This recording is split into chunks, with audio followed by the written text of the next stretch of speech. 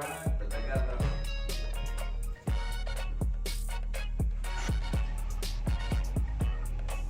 Julian, you can tell that he was really confident with that. Goes to second in this session.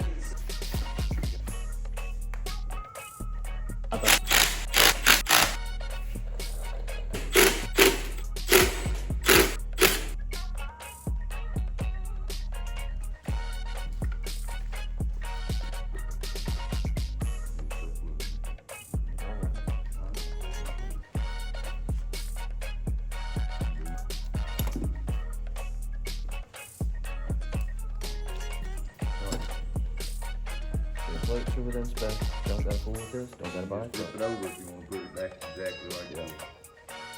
And you put them in one. Alright, so we got some notches in the basket. Yep. Gonna have to replace it. If anything, you need a clutch basket. Yeah. You think I just keep the same pack for now? There's nothing wrong with it. Yes, sir. Is that for the whole kit? Yeah. Okay. Price is for 40 and then It's so crazy all the stuff that you can. You can go you gotta watch out. to Walmart too, and it's a lot cheaper. So let's say Revzilla, which is a I use them